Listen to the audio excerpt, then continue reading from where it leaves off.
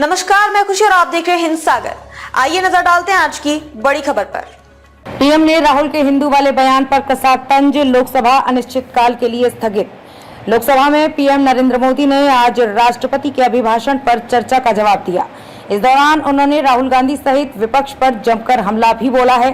उन्होंने राहुल गांधी को बालक बुद्धि कहा है। उन्होंने कहा है कि अग्निवीर योजना पर भी कांग्रेस झूठ फैलाने का काम कर रही है। उन्होंने कहा कि मुझे कुछ लोगों की छटपटाहट समझ में आती है, खासतौर पर ऐसे लोग जो लगातार तीसरी बार बुरी तरह से हारे हैं। हमें दुनिया के सबसे बड़े चुनाव में जनता ने फिर से चुना है और सेवा करने का मौका दिया है। पीएम मोदी ने कहा कि हमने अपने 10 सालों के कार्यकाल में गरीबों के हित में काम किया है, सबका साथ और सबका विकास की नीति को आगे बढ़ाया है। उन्होंने कहा कि हमने सर्वधर्म समभाव के विचार को लेते हुए तुष्टीकरण नहीं किया है, बल्कि संतुष्टीकरण किया है। उन्होंने कहा कि तुष्टीकरण ने इस देश को तबाह किया है, इसलिए हमने सभी से न्याय और किसी की भी तुष्टीकरण नहीं की नीति को अपनाया है। नरेंद्र मोदी ने कहा कि इन नीतियों पर जनता ने मोहर लगाई है, इसलिए फिर से एक बार देशवासियों की सेवा का मौका मिला है। इस चुनाव ने यह साबित कर दिया है कि भारत की जनता कितनी परिपक्व है और कितने विवेकपूर्ण तरीके से फैसला करती है। इसी का नतीजा है कि आज तीसरी बार हम आपके सामने हैं और विनम्रता से सेवा के लिए उपस्थित हुए हैं। इससे पहले सोमवार को कांग्रेस नेता राहुल गांधी ने नीट परीक्षा में पेपर लीक के आरोपों और अग्निपथ भर्ती स्कीम को लेकर सरकार पर हमला बोला था। इसके अलावा उन्होंने भगवान शिव की तस्वीर दिखाते हुए कहा था कि खुद को हिंदू कहने वाले लोग हिंसा की बात करते हैं, जबकि भगवान शिव शांति का संदेश देते हैं। वो कहते हैं न डरो और न डराओ। राहुल गांधी के इस बयान पर पीएम नरेंद्र मोदी समेत सरकार के कई मंत्रियों ने ऐतराज जताया था।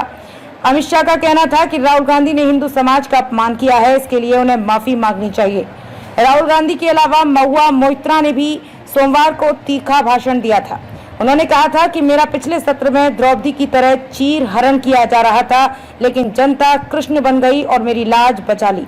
महुआ मोइत्रा ने यह भी कहा था कि एक मेरे को भाजपा संसद में आने से रोकना चाहती थी, लेकिन उसके इस बार 63 सांसद कम हो गए। आज भी लोकसभा और राज्यसभा की कार्रवाई हंगामेदार हो सकती है। मंगलवार की कार्रवाई अखिलेश यादव के भाषण से शुरू हुई। उन्होंने सदन में एक बार फिर से ईवीएम पर सवाल उठाए। उन्होंने कहा कि यदि हम यूपी की सारी 80 सीटों को जीत जाएं तो भी ईवीएम के खिलाफ रहेंगे। इसके अलावा उन्होंने कहा कि हम कभी भी सत्ता में आए तो अग्निवीर स्कीम को समाप्त करेंगे।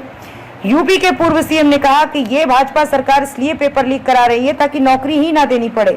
इसके अलावा पिछड़ों के आरक्षण का हक छीनने के लिए भी ये सरकार ऐसा कर रही है। प्रधानमंत्री नरेंद्र मोदी ने लोकसभा में भाषण के दौरान यूपी के हाथरस में भगदड़ की खबर पर दुख जताया है और हर संभव मदद का भरोसा दिया है। उन्होंने कहा, मैं हादसे में जिन लोगों की जान गई है उनके प्रति संवेदना व्यक्त करता हूं। सभी घायलों को जल्द से जल्द ठीक होने की कामना करता हूं। राज्य सरकार की देखरेख में प्रशासन राहत और बचाव में जुटा हुआ है। केंद्र सरकार के वरिष्ठ अधिकारी लगातार राज्य सरकार के संपर्क में हैं। सदन के माध्यम से भरोसा देता हूं कि पीड़ितों की हर संभव मदद की जाएगी। खबरों में अब तक के लिए बस इतना ही। फिर होगी आपसे मुलाकात ऐसी एक और बड़ी खबर के साथ। तब तक के लिए नमस्कार और देखते रहिए हिंद सागर। ऐसे ही लेटेस्ट अपडेट्स के लिए हमारे चैनल को सब्सक्राइब करें और तुरंत नोटिफिकेशन पाने के लिए बेल आइकन प्रेस करना ना भूलें। और यदि आप हमें फेसबुक के माध्यम से देख रहे हैं तो हमारे चैनल को फॉलो जरूर करें।